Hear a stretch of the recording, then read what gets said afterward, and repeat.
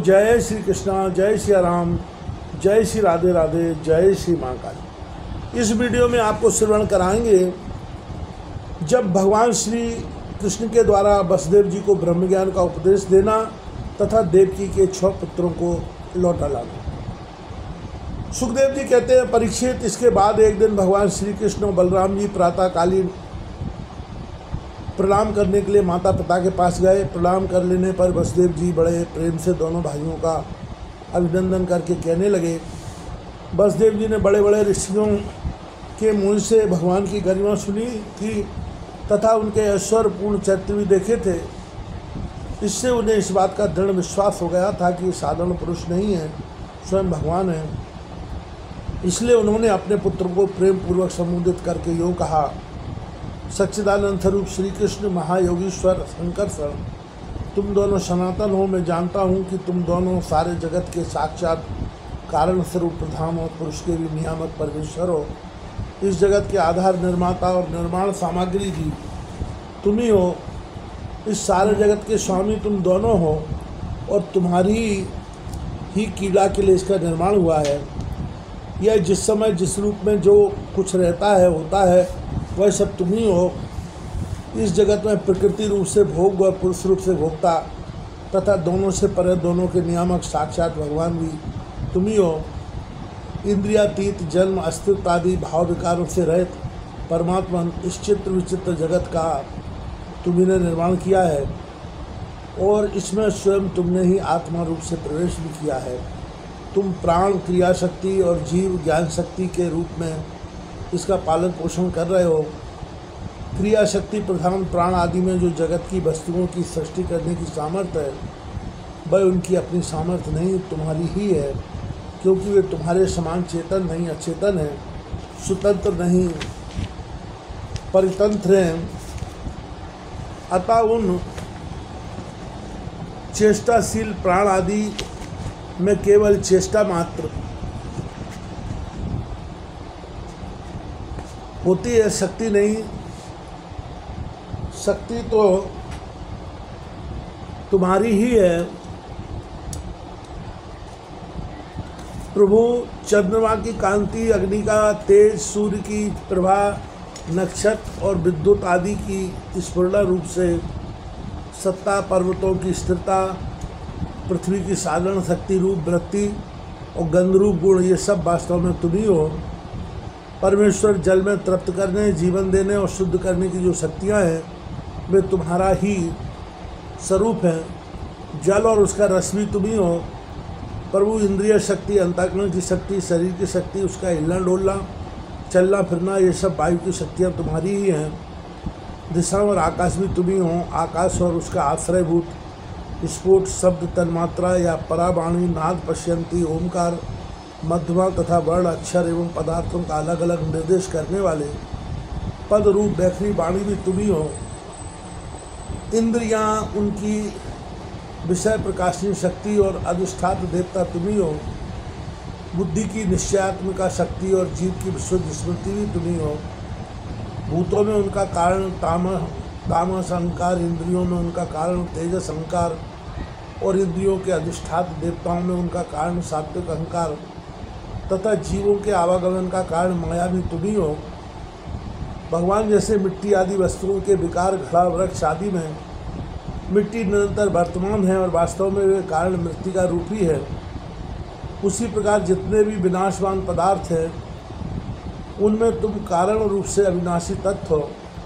वास्तव में वे सब तुम्हारे ही स्वरूप हैं।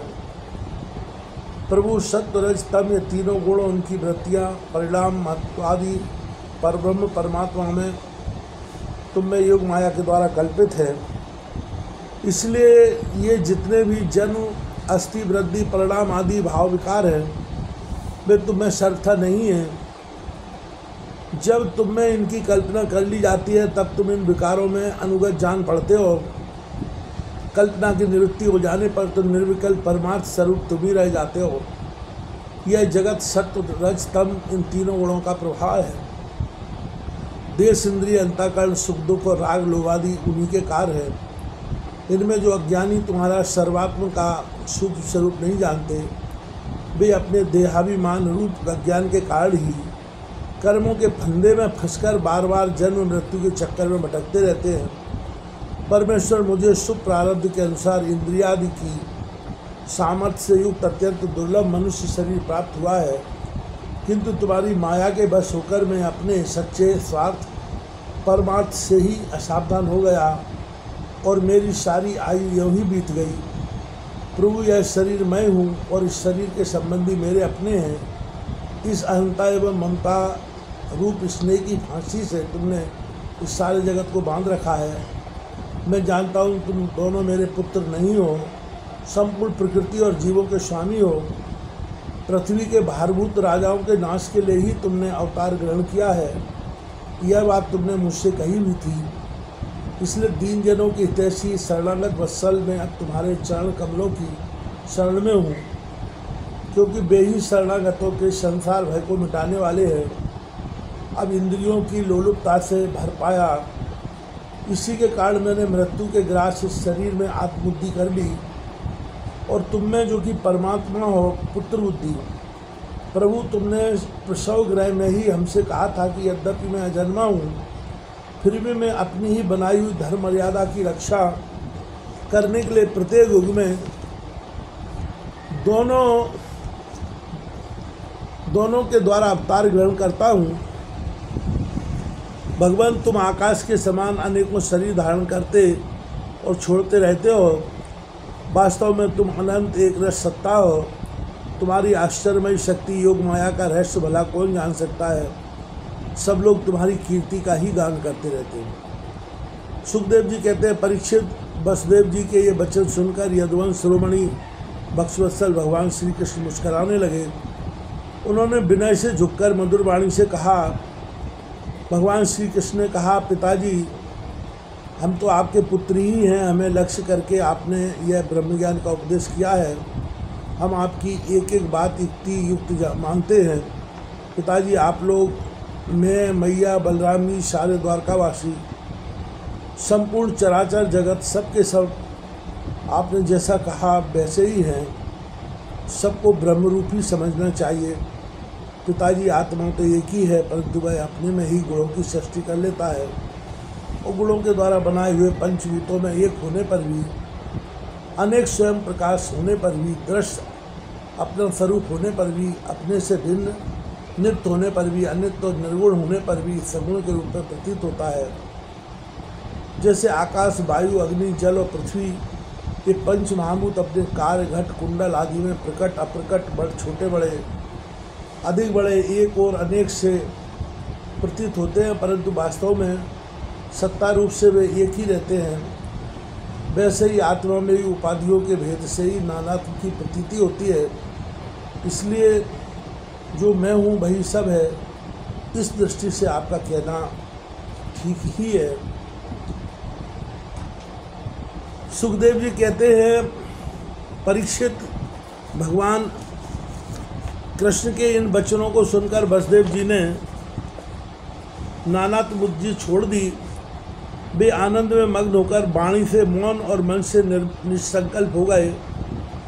कुरुश्रेष्ठ, उस समय वहाँ सर्वदेवमयी देवकी जी भी बैठी हुई थी। वे बहुत पहले से ही है सुनकर अत्यंत विस्मित थी कि श्री कृष्ण बलराम जी ने अपने मरे हुए गुरुपुत्र को यमलोक से वापस ला दिया। अब उन्हें अपने उन पुत्रों की याद आ गई जिन्हें कंस ने मार डाला था। उनके स्मरण से देवकी जी का हृदय आतुर हो गया, नेत्रों से आंसू बहने लगे। उन्होंने बड़े ही करुण स्वर से श्री कृष्ण और बलराम जी को संबोधित करके कहा। देवकी ने कहा, लोकाभिराम राम, तुम्हारी शक्ति मन और वाणी से परे है। श्री कृष्ण, तुम योगेश्वरों के भी ईश्वर हो। मैं जानती हूँ कि तुम दोनों प्रजापतियों के भी ईश्वर आदि पुरुष नारायण हो। यही भी मुझे निश्चित रूप से मालूम है कि जिन लोगों ने कालक्रम से अपना धैर्य, संयम और सत्वगुण खो दिया है तथा शास्त्र की आज्ञाओं का उल्लंघन करके जो स्वेच्छाचार परायण हो रहे हैं, भूमि के भारभूत उन राजाओं का नाश करने के लिए ही तुम दोनों मेरे गर्भ से अवतीर्ण हुए हो। विश्वात्मन, तुम्हारे पुरुष रूप अंश से उत्पन्न हुई माया से गुणों की उत्पत्ति होती है। और उनके लेश मात्र से जगत की उत्पत्ति, विकास तथा प्रलय होता है। आज मैं सर्वांतःकरण से तुम्हारी शरण हो रही हूँ। मैंने सुना है कि तुम्हारे गुरु सांदीपनि जी के पुत्र को मरे बहुत दिन हो गए थे। उनको गुरु दक्षिणा देने के लिए उनकी आज्ञा तथा काल की प्रेरणा से तुम दोनों ने उनके पुत्र को यमपुरी से वापस ला दिया। तुम दोनों योगीश्वरों के भी ईश्वर हो, इसलिए आज मेरी ये अभिलाषा पूर्ण करो। मैं चाहती हूँ कि तुम दोनों मेरे उन पुत्रों को जिन्हें कंस ने मार डाला है ला दो और उन्हें मैं आंख भर आंख देख लूँ। सुखदेव जी कहते हैं, प्रिय परीक्षित, माता देवकी जी की यह बात सुनकर भगवान श्री कृष्ण और बलराम दोनों ने योग माया का आश्रय लेकर सुतल लोक में प्रवेश किया। जब दैत्यराज बलि ने देखा कि जगत के आत्मा और इष्टदेव तथा मेरे परम स्वामी भगवान श्री कृष्ण और बलराम जी सुतल लोक में पधारे हैं, तब उनका हृदय उनके दर्शन के आनंद में निमग्न हो गया। उन्होंने झटपट अपने कुटुंब के साथ आश्रम से उठकर भगवान के चरणों में प्रणाम किया। अत्यंत आनंद से भरकर दैत्यराज बलि ने भगवान श्री कृष्ण और बलराम जी को श्रेष्ठ आसन दिया और तब वे दोनों महापुरुष उस पर विराज गए। तब उन्होंने अपने पांव पखारकर उनका चरणों तक परिवार सहित अपने सिर पर धारण किया। परीक्षित, भगवान के चरणों का जल ब्रह्म पर्यंत सारे जगत को पवित्र कर देता है। इसके बाद दैत्यराज बलि ने बहुमूल्य वस्त्र, आभूषण, चंदन, तांबूल, दीपक, अमृत के समान भोजन एवं अन्य विविध सामग्रियों से उनकी पूजा की और अपने समस्त परिवार, धन तथा शरीर आदि को उनके चरणों में समर्पित कर दिया। परीक्षित, दैत्यराज बलि बार बार भगवान के चरण कमलों को अपने वक्ष स्थल और सिर पर रखने लगे। उनका हृदय प्रेम से विहल हो गया, नेत्रों से आनंद के आंसू बहने लगे, रोम रोम खिल उठा। अब एक गदगद स्वर से भगवान की स्तुति करने लगे।